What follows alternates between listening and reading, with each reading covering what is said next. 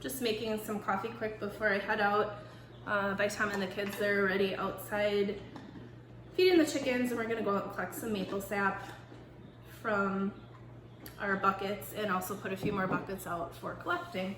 The kids like being involved in that part of it, so we're gonna go do that. But the last couple days I've been sitting here thinking and reflecting. I can see the maple sap collection buckets outside from our kitchen, I guess it'd be our living room window, standing in our kitchen. I can see it right now.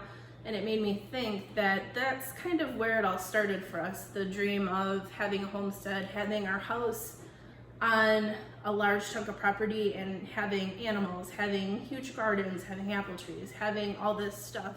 I remember we would drive back and forth between our house, which was about 25 minutes away from our land, our former land, not this land, but the 40 acres that Tom had before.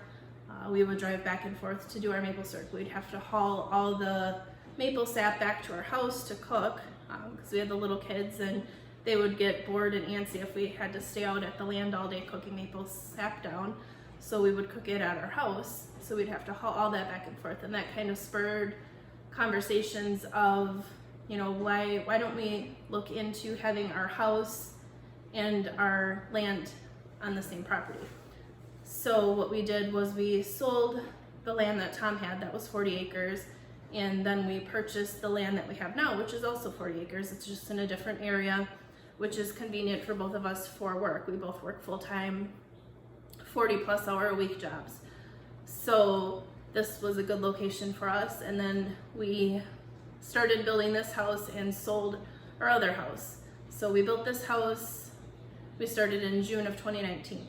So in the last 9 months, we've accomplished a lot. We've got the house pretty much complete as far as, you know, the things that we want done. Obviously, there's painting and stuff like decorating, stuff like that we want to do, but the house is complete. We have started, you know, with enclosures and stuff for our animals. Tom has a sawmill, so he's looking forward to milling wood for fencing and other projects that we have.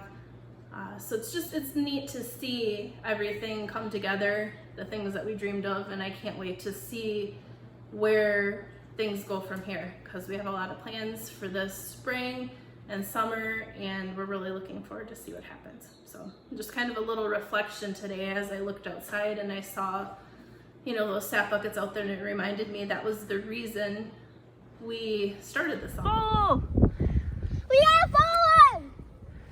5 gallons of maple sap. Not falling! Not falling! Come here!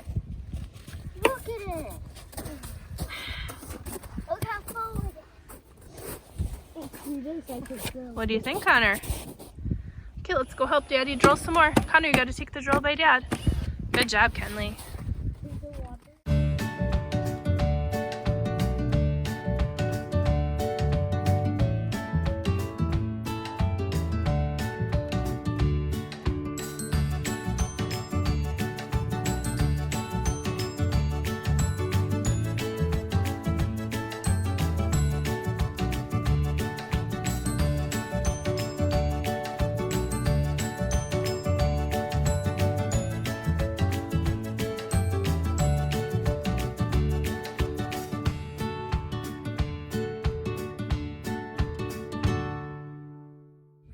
Put the maple syrup in here, this big tank, and then we're gonna eat it when it's all fresh, and then we're just gonna make blueberry syrup and the regular syrup.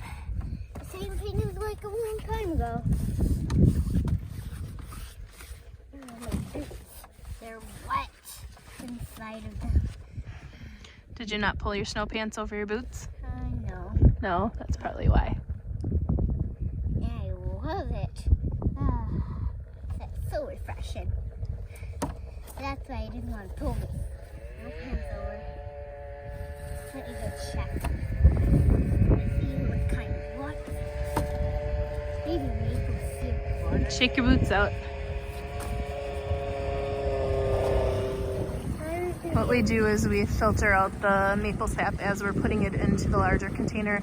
That way we get out any little bits of bark, anything else that would have gotten into the sap. We also filter it when we take it out. We filter it when we put it into the bucket when it comes out of this container. We need to get a spout for this end of the container so that we can easily put that into a bucket. And then we're gonna have our maple sap cooker probably right in this area. We build it out of fire brick, and then we have I believe a huge, I think it's 2x4 pan or 2.5 by 4 foot pan that we cook the sap down in. Most of our maple trees are out that way, so we hope to someday do a sugar shack out in that area, a permanent location to cook the sap down. But this is what we have for this year. So we're hoping that it works. We ended up with about 30 gallons of maple sap in our container for today. We actually didn't get the taps out till about 9 o'clock this morning, so that's a few hours of collecting. We were hoping to get a lot more taps out this year than we did. We were hoping for closer to 50 taps, and we actually probably only have about 30 taps out, which that'll work. We only make maple syrup for ourselves, so we don't need a huge production. But I think we'll have enough to make what we need this year, and should be a good season.